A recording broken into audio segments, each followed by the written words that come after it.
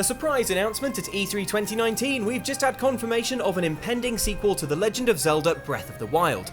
This via a short teaser from Nintendo that gives us our first ever look at the follow-up to what is quite possibly the best video game ever made. But no pressure guys, you got this. While it's only the briefest of glimpses, there's plenty in there to discuss, and loads more that we're desperate to see from the Breath of the Wild sequel. Here are some things we need to see, pretty please Nintendo.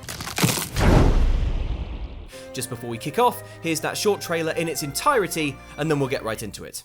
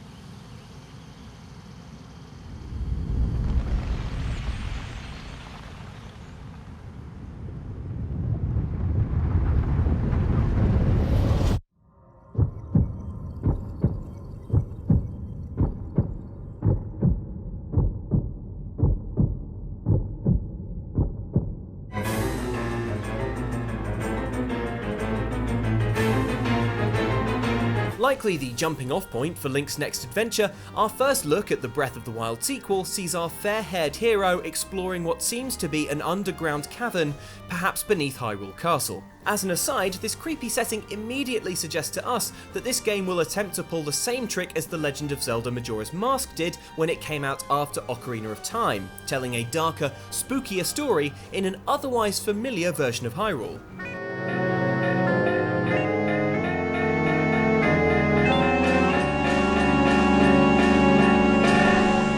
And it doesn't get much spookier than what Link and Zelda find beneath the earth, a haunted old skeleton. Maybe hold your gasps, Zelda? You don't want to breathe in whatever's coming off that thing. There's not much we know about this spooky skeleton, except that whoever it was really knew how to strike a cool dying pose. Oh, and that also they're probably evil based on the glowing red eyes.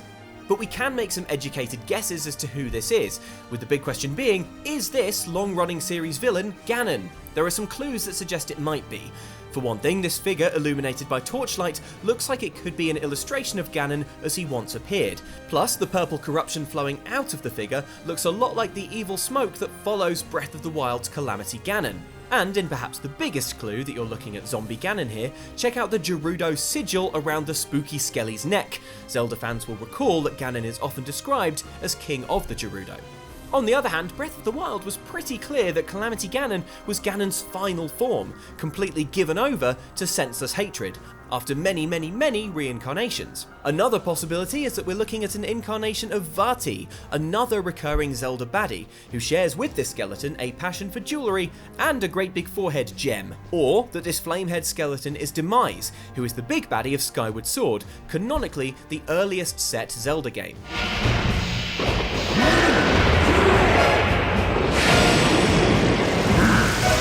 At the end of Skyward Sword, Demise issues a curse that his evil will reoccur in a cycle without end, in reference to the endless reincarnation of Ganon, Zelda and Link that's kind of at the heart of the series, and it would be really cool if, having been present at the birth of that cycle, Demise also showed up right when it seemed Calamity Ganon was dead for good.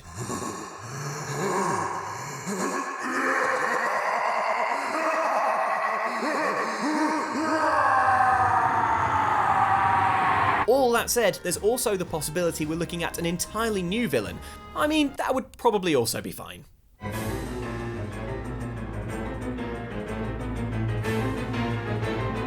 Here at Outside Xtra, we've already gone on record as saying Zelda herself was the most interesting character in Breath of the Wild, with a backstory that sees her trying and failing to ignite her evil-defeating powers. In flashback, we saw how Zelda struggles with self-doubt, and the weight of a parental expectation that surely comes when your dad is A, King of Hyrule, and B, has eyebrows tailor-made to stare at you in stern disappointment. When will you stop treating this as some sort of childish game? Well, Nintendo, we think it's time to give Hyrule's princess the spot in the limelight that she deserves, and make her a playable character in the Breath of the Wild sequel.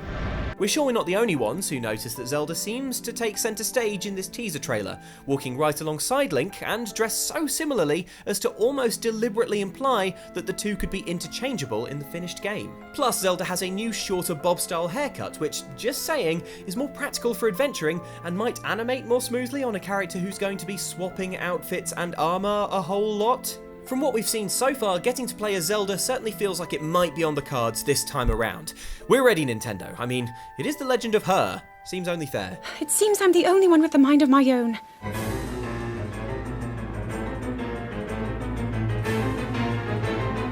Cooking up delicious meals and potions was one of the most weirdly satisfying things we've done in any video game, and it proved how well collecting and crafting can work in a Zelda game.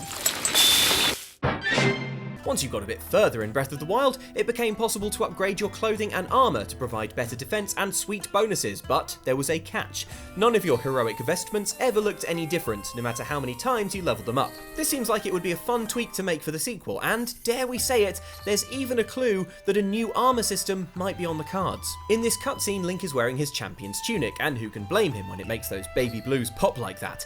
But look closer and you'll see some wilderness-ready leather bandolier action going on. A perfect match for the Hylian tunic that you find in Breath of the Wild. This may suggest that in the sequel, you'll be able to craft two outfits into one garment, layer up different items, or have clothes that get a new look when upgraded.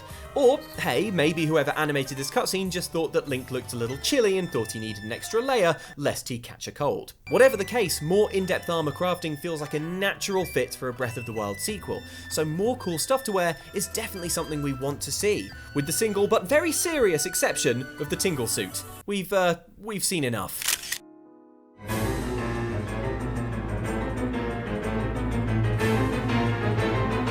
Now, we all know what Zelda fans want from a Breath of the Wild sequel. Another terrifying grasping hand to add to the series' fabulous roster of terrifying grasping hands. Oh, that's not what you want. Well, too bad, because after just 90 seconds, this Zelda sequel is already confirmed to be Terrifying Hand Central, so buckle up.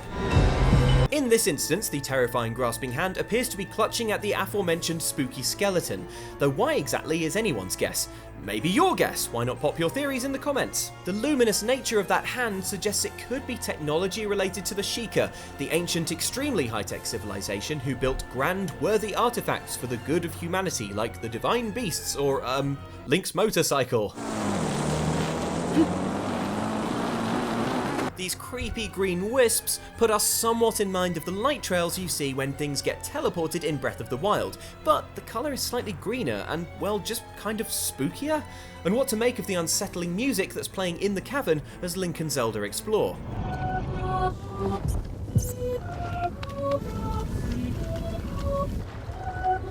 Breath of the Wild was full of musical nods to Zelda history, so we wondered if reversing this music would provide any clues. Unfortunately though, the result didn't ring any bells, at least for us. But have a listen. If you think there's anything to be gleaned here, then pop a note in the comments.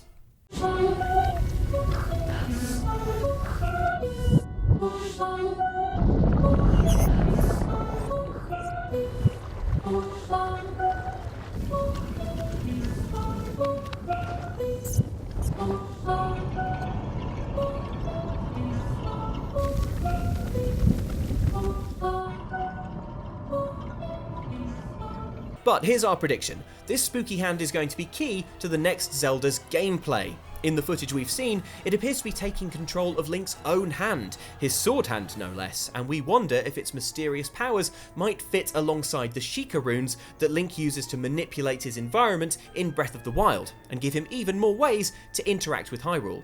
It seems plausible that this creepy hand may be a force for good, if indeed it is holding some evil at bay here.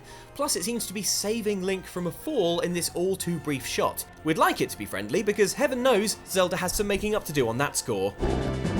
This is a game for children, guys.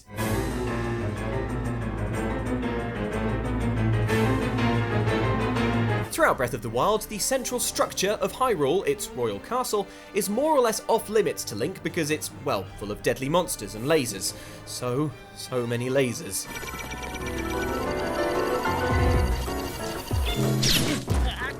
Frustratingly, even once you give Calamity Ganon the kicking he so sorely deserves and watch the credits roll, Breath of the Wild drops you back to just before the final battle, where you're free to explore and uncover Hyrule's many extra secrets, but always with one eye on the castle and a little pang of frustration in your heart that this spooky citadel remains off limits, even though you beat the game, gosh darn it. Seeing as the sequel seems to be set very much in the same world, this could be a perfect opportunity to poke around Hyrule Castle in its restored form. Come on, we want to see what Zelda's done with the place. A few new tapestries, accent wall. Unfortunately, there's a strong clue that Hyrule Castle is not going to be hunky-dory in the sequel. Look at the short scene that appears to show the castle rising up out of the ground, perhaps as a result of the subterranean wickedness that Link and Zelda just encountered. Oh Zelda, hope you remember to take out subsidence insurance.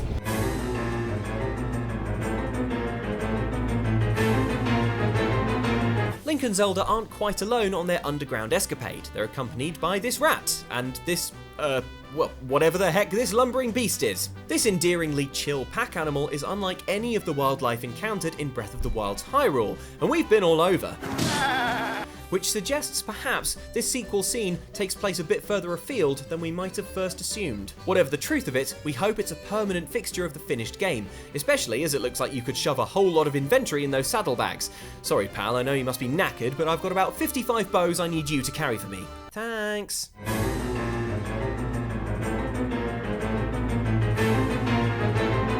One thing we would love to see is a proper name for Link and Zelda's latest quest, as odds are, this Breath of the Wild sequel isn't going to be called Breath of the Wild 2. After all, as far as we can recall, there's only been one Zelda game with a number in the title, and that was in the 80s, a decade which also included parachute pants, so we can't take anything from then seriously.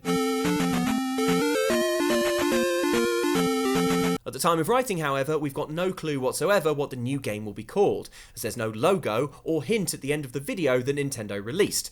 I mean, unless the title of the new game is The Legend of Zelda, the sequel to The Legend of Zelda Breath of the Wild is now in development. But that doesn't exactly roll off the tongue. We'd love to hear your guesses, though, for what the next Zelda will be called, so pop your thoughts in the comments. Our money's on The Legend of Zelda Ballad of the Terrifying Hand, but we realise that's a long shot. So those are a few of the things that we really want to see in the Breath of the Wild sequel. But how about you? Let us know what you want to see in the comments. Please subscribe if you enjoyed this and ring that bell. And if you're looking for more news and gameplay from E3, then check out our other recent videos to see what else we've been talking about and playing. Right, now we've got through this whole video keeping it together and basically not exploding from excitement, but it's over now, so, well, time for my mind to melt. Thanks for watching!